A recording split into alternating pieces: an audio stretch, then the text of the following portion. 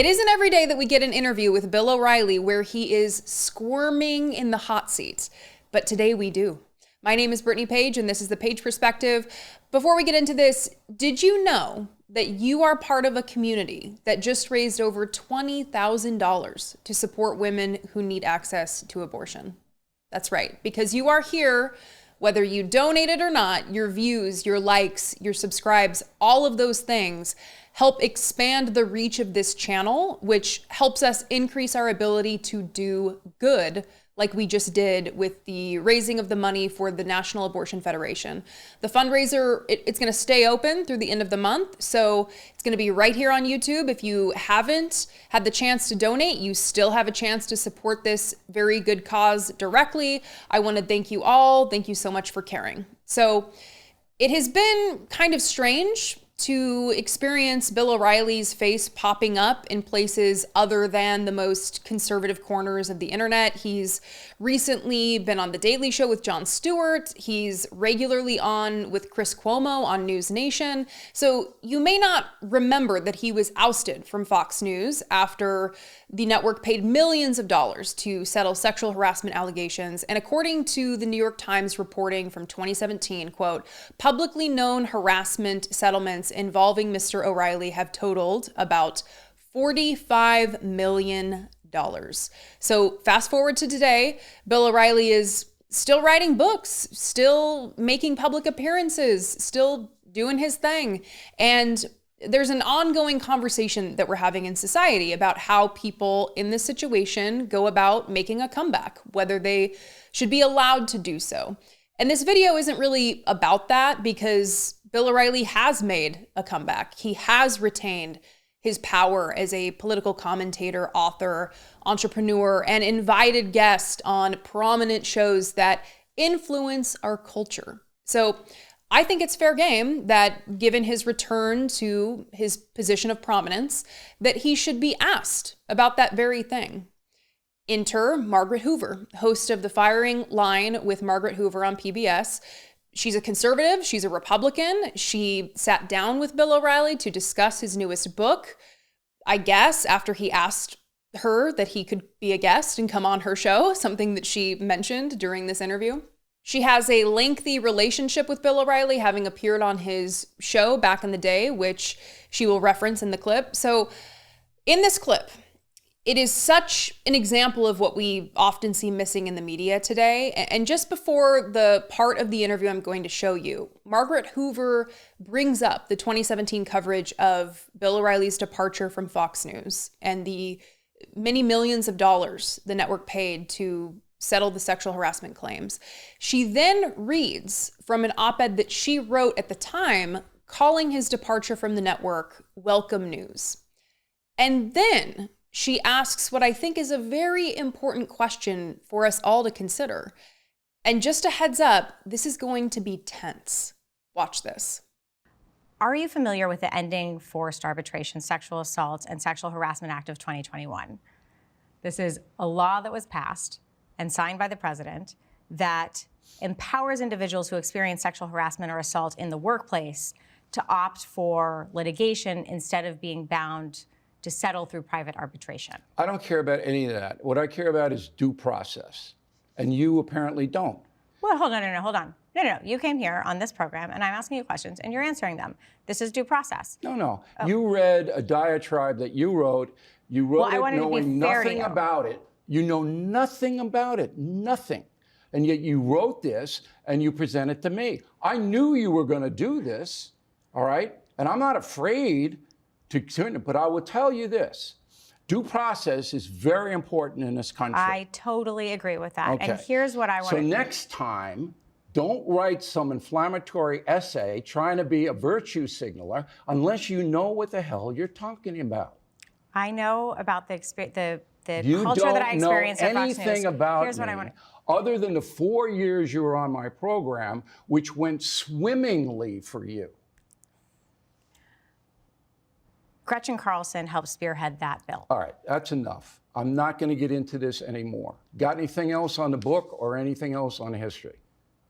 That's it. I want to ask you about culture and what you think as a culture warrior, because Gretchen and I were culture warriors on your program. And I want to ask you what you think, this is a sincere question, what you think it takes to change culture. Because it's easy to change laws in this country, but it's actually not easy to change culture. This is from an article posted on August 22nd about you and your success. It was called Talkers. Yes. Since leaving his lofty media perch on Fox News Channel in 2017, news talk media commentator Bill O'Reilly has been flourishing as an author, an entrepreneur, and independent talk media personality. He continues to chart topping bestseller books, and it goes on, and it talks about how your platform houses a variety of promising programs, properties, and projects. The question is, why will our culture give you the ability to remake yourself, but the women who have settled with you will never be employed in television news? I have no idea about that at all. You got anything else? I apparently don't. So you have plenty in the can. You run what you want to run. Why are you unwilling to talk about it? You know, when you're going to do an ambush interview. This isn't an ambush interview. Oh, come on, stop. This is an ambush. You say here. This. Well, then it's not an ambush at all. No. And also we talked about it's an ambush because you're putting up things that I can't possibly comment, and you know it. You can't. You know it. Of course you can comment about what you think about this new law.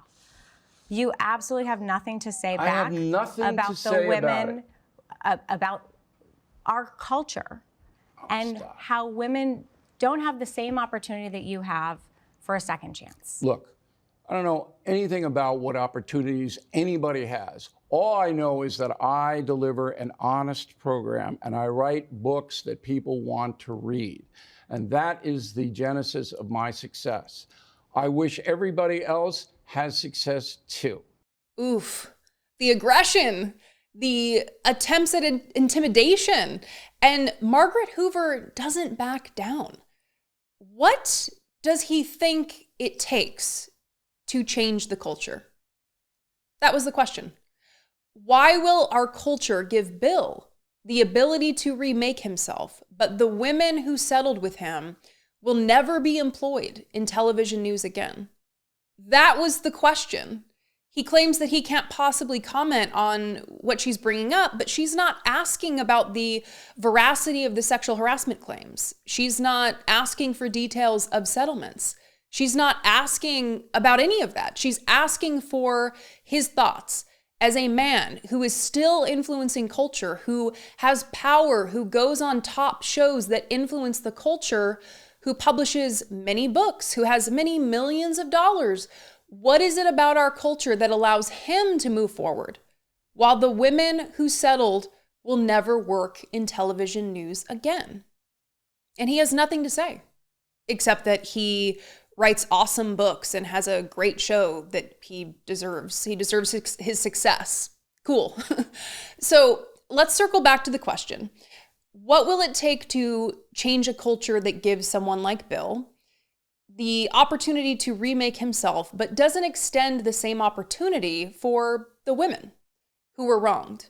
Well, first, I think it takes questions like these from Margaret Hoover to men like Bill O'Reilly. I appreciate that Margaret Hoover sat in that discomfort and challenged Bill when given the opportunity to do so. It isn't easy to sit in that room with all of that anger and hostility pouring down on you. But it's important that she did. And, secondly, I think we need to change the culture by asking ourselves whose voices we elevate in our own media diets. Men like Bill have been dominant for a long time. White men have dominated the largest platforms, the primetime spots, and we're starting to see this change. We're starting to see more diverse voices, and that's great. It's important. But I still often see comments from people online who will type out, the names of the voices that they trust the most online, and they are often missing key voices, whether it's women or people of color. So in order to change the culture, I think we need to elevate and support diverse voices in our media. who bring diverse opinions and stories and backgrounds that expand the circle of influence, the circle of who is included. We've made good progress on this, but we still have much progress we can make. So I would ask you, tell me in the comments some of your favorite voices in media, whether it's in the online YouTube space, podcasting, journalists, or commentators on TV. Who are the people that you value, that you support, that you want to see more of? Because I think we've seen enough from Bill O'Reilly. What do you think? Call me and tell me, 657-464-7609, or send an email to idoubtit@dollemore.com. You can support my work by becoming a channel member here on YouTube for as little as $1.99 a month, or by going to patreon.com/idoubtitpodcast. Please join the community of listeners below in the comments, mix it up there. Don't forget to subscribe. Thank you for being here. Take care, and I will see you next time.